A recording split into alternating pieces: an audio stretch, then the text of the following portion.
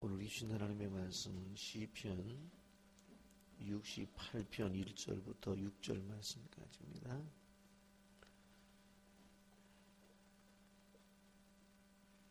시편 68편 1절부터 6절 말씀까지 기도하겠습니다. 하나님이 일어나시니 원수들은 흩어지며 주를 미워하는 자들은 주 앞에서 도망하리다.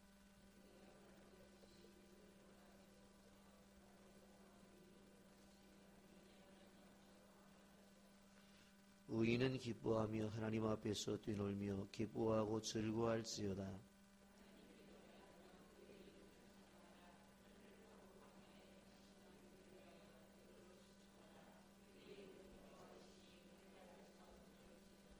그의 거룩한 처소에 계신 하나님은 고아의 아버지시며 과부의 재판장이라.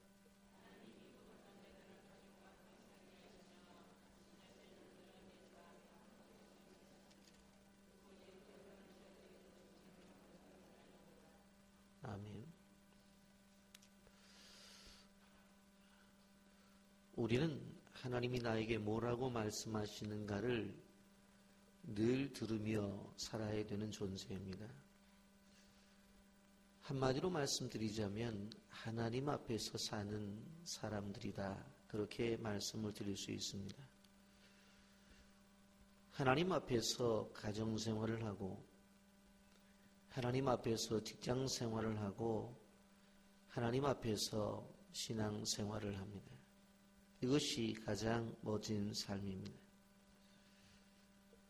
어떤 사람은 하나님 앞에서 서 있는 모습을 봅니다마는 어느새 사람 앞에 서 있는 모습을 또 보게 됩니다. 그리고는 하나님의 안색을 살피는 것이 아니라 사람의 안색을 살피고 사람의 안색에 따라 마음이 무거워졌다, 마음이 가벼워졌다 하는 것을 볼 수가 있습니다. 그리고는 절망이 되어서 하는 말이 내가 살아서 뭐하나, 하나님 나 좀 데려가 달라고 흐느끼며 옵니다. 그리고는 우울증이 오고 조울증이 왔다고 이야기를 듣습니다. 이런 분들에게 웃으라고 하면 다른 데는 움직이지 않고 입만 움직여서 오히려 얼굴이 이그러지는 것을 볼 수가 있습니다. 억지로 웃는 웃음, 얼굴만 움직이는 웃음은 바로 얼굴 표정 전체가 웃어지는 마음으로부터 나오는 웃음이 아니기에 바로 온전한 얼굴을 가질 수가 없습니다. 우리가 항상 하나님 앞에서 사는 사람이 되어져야 됩니다. 하나님 앞에 살면 사람들의 말에 민감하지 않습니다. 하나님 앞에 살면 사람을 두려워할 필요가 없습니다. 우리 모든 성도들이 하나님 앞에 살며 기뻐하며 즐거워하는 삶을 살기를 예수님의 이름으로 축복합니다. 그렇다면 왜 우리가 하나님 앞에서 살아야 될 것인가? 오늘 5절과 6절 말씀을 보면 그 하나님이 우리를 돌보시기 때문에 그렇습니다. 그의 거룩한 처소에 계신 하나님은 고아의 아버지시며 과부의 재판장이시라. 하나님이 고독한 자들은 가족과 함께 살게 하시며 갇힌 자들은 이끌어내서 형통하게 하시느니라. 오직 거역하는 자들의 거처는 메마른 땅이로다. 여러분, 고아와 과부는 세상에서 가장 불행한 사람들입니다.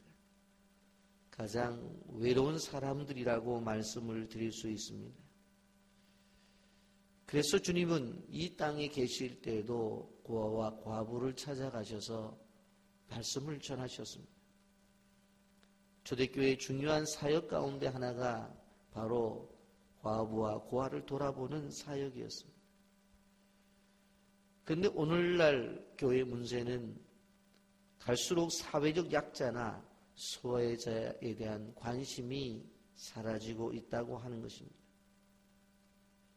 야고보서 1장 27절 말씀에도 하나님 앞에서 정결하고 더러움이 없는 경건은 곧 고아와 과부를 그 환난 중에 돌보고 또 자기를 지켜 세속에 물들지 아니하는 그것이라고 말씀하셨습니다. 주님이 세상에서 가장 작은 자들이라고 말하는 고아와 과부, 옥에 갇힌 사람들을 자신과 동일시했다고 하는 사실을 잊어서는 안 됩니다. 마태복음 25장 40절은 임금이 대답하여 이르시되 내가 진실로 너희에게 이르노니 너희가 여기 내 형제 중에 지극히 작은 자 하나에게 한 것이 곧 내게 한 것이니라. 이렇게 말씀합니다. 톨스토이의 이야기 가운데 이런 이야기가 있습니다. 어느 구두를 만드는 할아버지가 계셨는데 늘 예수님을 만나고 싶어 했습니다. 어느 날 꿈속에서 예수님이 나타나셔서 오늘 내가 내 집에 좀 가겠다라고 이렇게 말씀을 하십니다. 이 구두장의 할아버지는 대단히 기뻐서 음식을 차려놓고 이제나 저제나 기다립니다. 그런데 기다리던 예수님은 오시지 않고 한낮에 거지가 옵니다. 그래서 먹을 것을 달라고 요구합니다. 그래서 예수님을 대접하려고 준비했던 것을 줍니다. 이제나 저제나 오신다고 예수님이 언제나 오실까 기다리는데 오후에 청소부 영감이 와서 밥을 못 먹었다는 것입니다. 그래서 예수님을 위해서 준비했던 것들을 또 주었습니다. 그리고는 이제 분명히 오늘 오신다고 그랬는데 언제 오시나 하고 기다리는데 저녁 때가 되어서 동네 사과장수 아줌마가 와서 때가 되었는데 식사를 못했다고 합니다. 그래서 예수님을 위해서 준비했던 음식을 내어놓았습니다. 이제는 예수님이 오셔도 대접할 음식이 없게 되었습니다. 이상하다. 어젯밤 분명히 오신다고 말했는데 밤이 되어서 잠자리에 들었습니다. 그런데 꿈속에 예수님이 나타나셔서 이렇게 말씀합니다. 내가 오늘 너희 집에 3번이나 갔었는데 대접을 잘 받았다.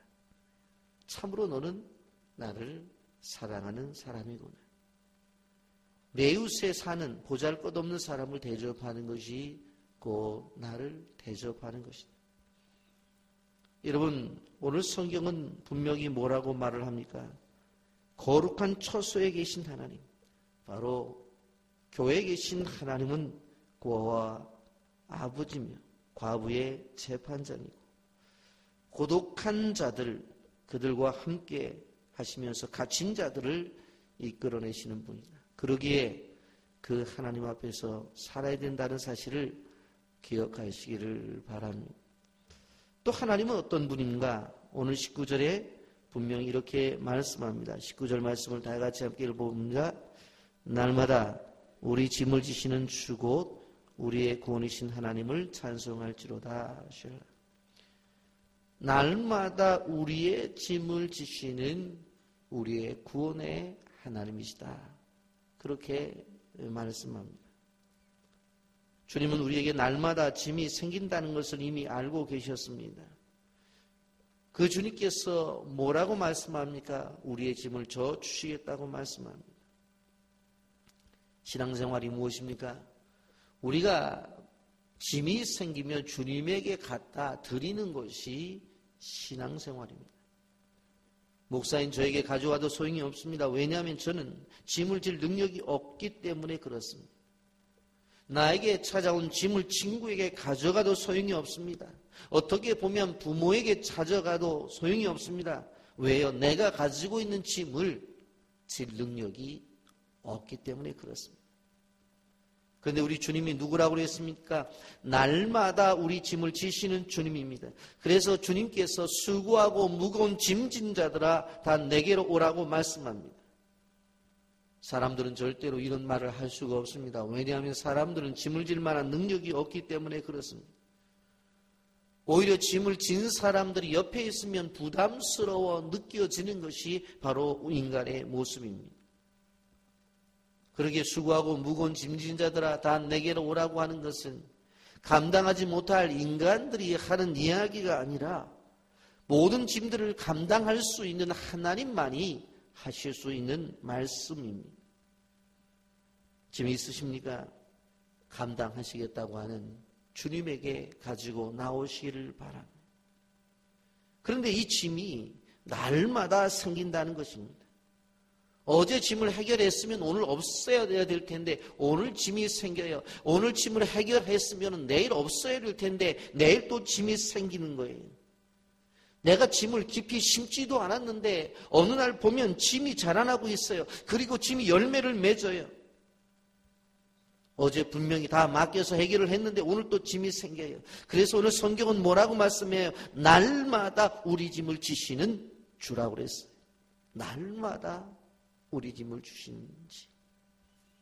여러분, 그러므로 주님을 기억하면서 날마다 우리에게 다가온 짐을 맡기시기를 주님의 이름으로 축복합니다. 짐을 맡길 때 근심이 사라지고, 짐을 맡길 때 걱정이 사라지고, 짐을 맡길 때 불안하지 않고 염려하지 않습니다. 여러분, 짐을 맡긴다는 것은 우리에게 쉼이 온다는 이야기입니다. 짐을 짊어지고는 결코 쉼을 얻을 수가 없습니다. 예수님이 뭐라고 말씀했어요? 수고하고 무거운 짐진 자들아 다 내게로 오라. 내가 너희를 쉬게 하리라고 그랬어요. 쉬기 위해서는 짐을 맡겨야 된다는 것을 우리는 알아야 돼요. 시편 37편 5절부터 6절까지 이렇게 말씀을 합니다. 내 길을 여호와께 맡기라. 그를 의지하면 그가 이루시고 내 의를 빛같이 나타내시며 내 공의를 정오의 빛같이 하시리로다. 우리가 여호와께 우리 인생길까지도 맡기면 그가 이루어 주신다고 말했어요. 내 의를 빛같이 나타내신다고 그랬어요. 내 공의를 정오의 빛같이 하시겠다고 말씀했어요. 그러기에 우리가 하나님 앞에 모든 짐을 맡겨야 됩니다. 공사장에서 어둠이 깃들고 있을 때 한 인부가 일을 부지런히 마치려고 하고 있었습니다. 그런 중 실수를 해서 그만 떨어지고 맙니다.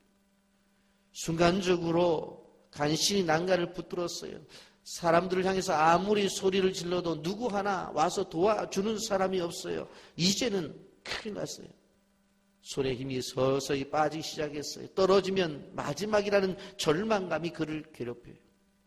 집에 있는 부인의 얼굴도 생각이 나고 자식들도 생각이 납니다. 그러나 이제 어쩔 수가 없어요. 손에 힘이 다 빠져서 놓치고 말았어요. 그런데 큰일이 벌어질 줄 알았는데 쿵 하고 말아요. 보니까 자기가 잡았던 우위를 바라보니까 1m 정도밖에 되지 않는 그러한 높이였어요. 그가 식은 땀을 닦으면서 이렇게 말을 했다고 합니다. 에이, 진작 떨어질걸. 이건 무슨 얘기예요? 우리가 맡겨놓으면 해결될 것을 붙잡고 있을 때가 많이 있다는 것입니다. 마르틴 루터가 교회 일을 보면서 일이 풀리지 않아 고통스러운 번민에 빠져서 저녁에 이불을 뒤집어 쓰고 있을 때 아내가 이렇게 물었습니다. 여보, 이 교회가 누구 교회입니까? 하나님의 교회지. 대답을 듣는 아내가 이렇게 말을 했다고 합니다. 그러면 왜 당신이 걱정을 합니까? 하나님이 걱정을 하셔야 되지. 그 순간 루터는 교회를 향한 고민이 안개같이 사라져버리고 바로 마음속에 쉼을 찾을 수가 있었다는 이야기입니다. 비행항공술의 선구자인 헨리 페이지가 수많은 관중들 앞에서 비행쇼를 벌이고 있었습니다. 고난도 기술을 순간순간 보여줌으로 사람들의 박수 갈채를 받고 있었습니다. 그런데 그 조종관 옆에서 바스락 소리가 나요. 순간적으로 봤더니 언제 들어왔는지 생쥐 한 마리가 들어와서 전선을 갉아먹고 있었어요. 이제 전선을 갉아먹어서 끊기거나 합선이 되어지면은 비행기는 공중에서 폭발을 할 수도 있어요. 자신의 명예는 물론 국가의 명예도 사라져버려요. 문제는 자신의 생명이 보장받지 못하게 되었어요. 순간적으로 하나님 앞에 기도를 드렸습니다. 어떻게 해야 됩니까? 대형 참사가 일어나고 세계적인 뉴스거리가 될 수도 있었어요. 그렇다. 하나님 앞에 맡기자. 하나님 맡깁니다. 그리고 마지막 자기에게 주어진 일을 하자 하고 더 높이 날았어요. 비행기 기술을 더 높였는데 이상한 일이 벌어져요. 아무 소리가 들리질 않아요. 보았더니 비행기가 높이 오르자 생쥐가 산소 부족으로 인해서 그만 죽어버리고 만 것이었어요. 하나님 앞에 맡기고 자신의 인생을 향해서 주어진 일들을 감당하게 되어질 때에 하나님이 모든 것을 책임져 주신다는 사실을 기억하시기를 바랍니다. 여러분, 그러면 왜 하나님 앞에 살아가야 돼요? 오늘 35절 말씀은 분명히 뭐라고 말을 합니까? 35절 말씀 나같이 함께 읽어볼까요? 하나님이여 위엄을 성소에게서 나타내시나이다. 이스라엘의 하나님은 그의 백성에게 힘과 능력을 주시나니 하나님을 찬송할지어다. 하나님 백성들에게 힘과 능력을 주시는 분이에요. 그렇기 때문에 우리가 하나님 앞에 살아가야 돼요. 하나님 자기 백성에게 힘을 주시는 분입니다. 그러므로 우리가 힘이 빠졌을 때 주님 앞에 나가야 돼요. 맥 빠지는 일을 당했을 때 주님 앞에 나가야 돼요. 아무도 알아주지 않는다고 말할 때 주님 앞에 나가야 돼요. 우리는 날마다 주님이 주시는 힘으로 사는 존재들이어야 돼요. 그런데 그 힘을 어디에서 주신다고 그랬어요? 오늘 35절 하나님이여 위엄을 성소에서 나타내시네. 하나님의 임재가 나타나는 하나님의 성소, 하나님이 친히 나타나시는 성전, 하나님께서 역사하시는 하나님의 교회에서 하나님께서 힘을 주신다고 말씀하고 있어요. 제가 늘 말씀드리는 것이 성도는 교회 중심의 신앙생활을 해야 된다. 성도는 예배 중심의 신앙생활을 해야 된다고 하는 것이 흘러가는 이야기가 아니라 바로 성경에서 기록하는 이야기예요. 그래서 늘 교회를 찾아야 돼요. 늘 하나님의 전을 찾아야 돼요. 그리고 하나님께서 그 전에서 주시는 하나님의 교회를 통해서 주시는 힘을 얻어야 돼요. 여러분 성경 어느 곳도 교회를 떠나서 하나님이 힘을 주시고 하나님을 떠나서 하나님께서 함께 하신다는 이야기를 써놓은 규절이 없어요. 그렇기 때문에 힘들수록 교회에 남아야 되고 어려울수록 하나님 앞에 예배를 드려야 되는 거예요. 성경은 분명히 뭐라고 말해요? 하나님의 위엄을 성소에서 나타내시나요? 여러분, 사람들은 힘이 없다고 말해요. 어렵다고 말해요. 능력이 없다고 말해요. 견딜 수 없다고 말해요. 그러면서 교회는 나오지 않아요. 하나님 앞에 나오지 않아요. 여러분, 문제 해결 안 됩니다. 문제 해결은 하나님께 나와야 된다는 사실을 기억하시기를 바랍니다. 여러분, 우리가 재미있는 것은 하나님께서 우리에게 주신 것조차도 우리가 힘이 떨어지면 복이 아니라 짐으로 느껴져요. 그래서 하나님 앞에서 주시는 삶을 얻어야 돼요. 이런 부모들이 자녀들이 하나님이 주신 복이라고 분명히 생각해요. 그런데 하나님 앞에서 자녀를 키우지 아니하면 어느 한순간에 애들도 짐이 되어져 버려요. 분명히 복인데 그것이 짐이 될 때가 있어요. 하나님의 교회 안에서 직분도 임직을 받을 때는 기쁨으로 받아요. 그런데 어느 한순간에 짐이 되어져 버려요. 왜 그렇습니까? 바로 영적인 능력이 떨어지면 하나님이 내게 주신 은혜는 기억나지 않고 모든 것이 내가 하는 일들이 너무 많다고 느껴져요. 불평이 생겨져요. 왜 이런 일이 있다고 생각해요. 그래서 짐이 되어져 버리는 거예요. 여러분, 우리가 살아가면서 식사를 하지 아니하면 힘이 빠지는 게 정상이에요. 그래서 때가 되면 밥을 먹어야 돼요. 마찬가지입니다. 영적으로도 계속적으로 우리가 하나님께서 주시는 힘을 공급하지 아니하면은 우리는 그냥 무너질 수밖에 없다는 것을 알아야 됩니다. 여러분, 옛날에 산삼1뿌리 먹었다고 지금 건강한 것이 아닌 것처럼 옛날에 받은 은혜 갖고 오늘 살아가려고 생각하지 마시라는 거예요. 밥도 매일매일 먹어야 되신 은혜도 순간순간 받아야 살 수 있다고 하는 것을 우리는 기억해야 되는 것입니다. 그렇기 때문에 하나님은 하나님께서 은혜를 준비하시고 계셔요. 그런데 왜 우리가 하나님 앞에 나오지 않는다는 거예요. 그리고 엉뚱한 데 가서 힘을 구하고 있는지 모르겠어요. 여러분, 사람에게 찾아가서 힘을 얻으려면 오히려 힘 빠집니다. 다른 사람을 만나서 힘을 얻으려고 한다면 위로를 얻는 것이 아니라 어느 한순간에 힘 빠지는 일들이 너무나 많아요.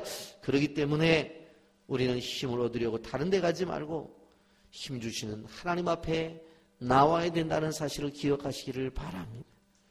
그러므로 오늘 이 새벽에 기억해야 될 것은 늘 하나님 앞에서 믿음 생활을 해서 하나님께서 주시는 힘으로 이 어려운 세상을 이겨내가는 주님의 종들이 되시기를 예수님의 이름으로 축복합니다.